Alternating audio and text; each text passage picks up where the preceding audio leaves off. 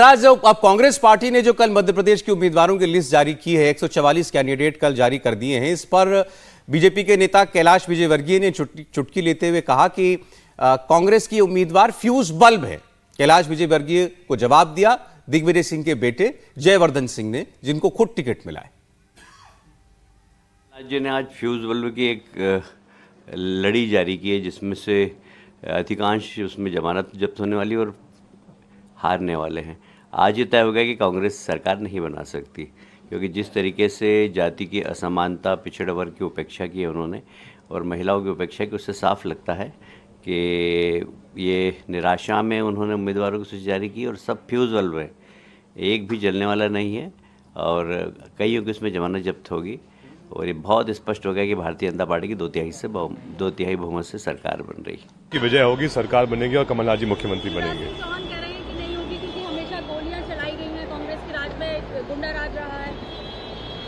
जो दया आती शिवराज सिंह चौहान जी पर, जब भाजपा ही उन पर विश्वास नहीं कर रही है, जब भाजपा ही उनको सीएम चेहरा डिक्लेयर नहीं कर रही है, तो आप समझ सकते हैं कि जनता की भी उनकी क्या छवि होगी। लेकिन कांग्रेस पूरी कमलनाथ जी के साथ है और मेरा तो इसमें पूरा दावा है कम से कम हमको 150 सीट आएगी इस बार चुनाव में और सरकार कांग्रेस की बनेगी। आपने लिस्ट देखी कांग्रेस पार्टी की, उसमें क्या कैसा लगा? पहले तो आपको उम्मीदवारों का चयन कैसा है? मजबूत लोग?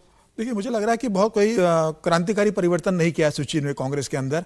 17 से ज़्यादा जो मंत्री थे कमलनाथ सरकार के 15 महीने के, उन सबको टिकट दे दिया गया है।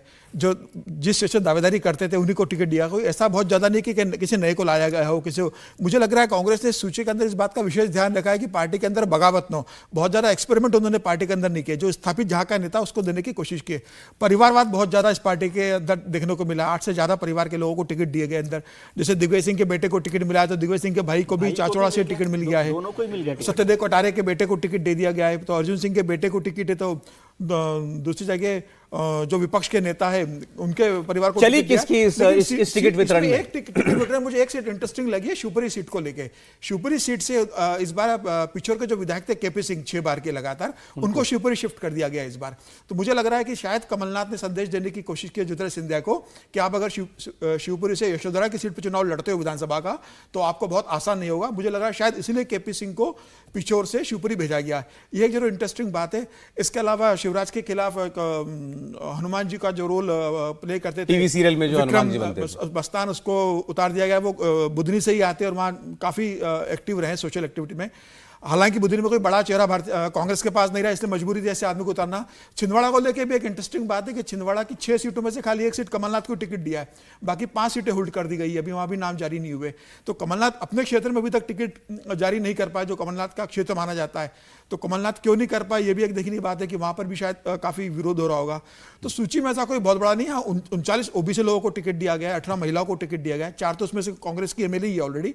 18 टिकट में 4 कांग्रेस के महिला विधायक, उनको टिकट दिया गया है।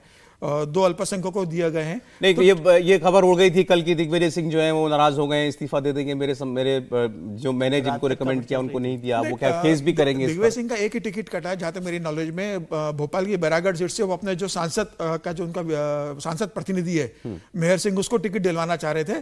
चूंकि कांग्रेस का ये कहना है कि उस सर्वे में उसका नाम था और लास्ट टाइम जो चुनाव हारी थी वो अच्छा लड़ी थी, उसी को टिकट दिया है। बाकी मुझे लग रहा है कि इस 144 में 30 से ज्यादा तो दिग्विजय सिंह के उम्मीदवार है।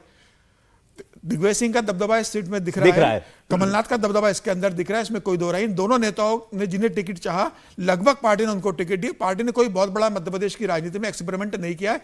यह भारतीय जनता पार्टी के लिए बहुत अच्छा है मध्य प्रदेश में चुनाव को देखते हुए। हेड टू हेड कैसे दिख रही है आपको टक्कर बनती हुई विजय जी?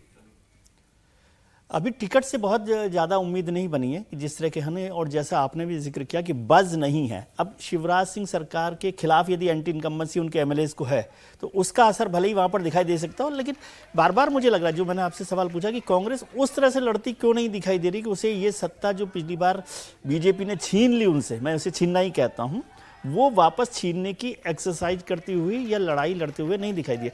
ओबीसी का आपने जिक्र किया 30 है, लेकिन 144 में से 30 दिया। आप तो कास्ट सेंसस कर रहे हो, 50% से ज़्यादा ओबीसी है ना, 63% ओबीसी है और 15% अपर कास्ट है, उसमें से 52 अपर कास्ट को आपने टिकट दिए कांग्रेस ने।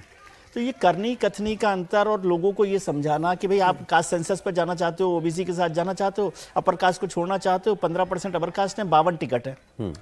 परिवार के तो सारे टिकट, जैसे समीर जी ने भी जिक्र कर दिया, लक्ष्मण सिंह जी को भी मिल गया, जयवर्धन को भी मिल गया, अर्जुन सिंह के बेटे को भी मिल गया, अजय सत्यदेव कटारे को दे दिया, हाँ उसको भी मिल गया, तो कोई बचा नहीं है परिवार का। तो खैर वो तो हमारा परिवार सुखी परिवार है, उसमें कोई बात नहीं है, जो उनको तय करना है। लेकिन वो लड़ाई कि भाई शिवराज सिंह सरकार से उस तरह से एग्रेसिव फाइट होनी चाहिए, वो नहीं दिखाई दे रहा। और मुझे लगता है कि उनको लग रहा था कि कोई रिवोल्ट ना हो जाए। तो 69 एमएलए को टिकट दे दिया, 96 में से 69 एमएलए को टिकट रिपीट कर दिया, जिनमें से कई के खिलाफ एंटी इनकम मतलब नाराजगी है। कमलनाथ ने अब से थोड़ी देर पहले अपनी पार्टी की जो ये लिस्ट जारी हुई थी, इस पर एक प्रेस कॉन्फ्रेंस किया और उनसे इसमें जब सवाल पूछा गया कि कांग्रेस समाजवादी पार्टी या आम आदमी पार्टी के साथ मध्य प्रदेश में क्या अलायंस करेगी, तो कमलनाथ ने कहा कि बात हो रही है, हमारा फोकस लेकिन लोकसभा चुनाव है। की बातचीत हुई थी, हो रही है, और अंत में इंडिया का जो अलायंस है वो केंद्र लेवल पर है।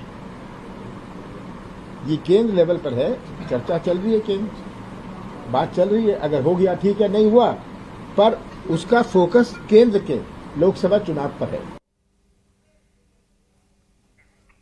देखिए ये बात तो बिल्कुल साफ है, वो जो रैली भी जो नहीं हो पाई थी भोपाल के अंदर, उनको ये भी कांग्रेस को लगता था कि भाई खामखा में जो है अलायंस के चक्कर में कहीं हमको 2, 5, 10 सीटें जो है वो ना देनी पड़ जाएं। कमलनाथ जी इस बात को लेकर के बड़े क्लियर थे। आप ये बात बार बार आप कह रहे थे कि क्यों आखिर ऐसा लग रहा है कि कांग्रेस के कैंपेन की चर्चा इतनी नहीं हो रही है, कि ऐसा तो नहीं है, इनको लगता है कि एक तो जनता ही जो है कुछ इस बार उलटफेर कर दे। दूसरा, ये जो गारंटी कांग्रेस पार्टी ने दी है, जो हम बात करते हैं कि कर्नाटक में चल गई, हालांकि केवल वही वजह रही हो कर्नाटक में कांग्रेस की जीत की, ऐसा नहीं हो सकता, लेकिन उस पर जरूरत से ज्यादा भरोसा कि ये इतने हम जो लुभावने वादे कर रहे हैं, जनता इसमें आएगी। नहीं, बिल्कुल ठीक बात। एक लाइन बोल देता हूं मैं इसमें कि कांग्रेस की गारंटी मजबूत हो सकती है, लेकिन कर्नाटक और मध्य प्रदेश में फर्क ये है कि जो गारंटी वो दे रहे हैं शिवराज जी, वो गारंटी को एग्जीक्यूट कर रहा है, एग्जीक्यूट कर रहे हैं। बात सही है।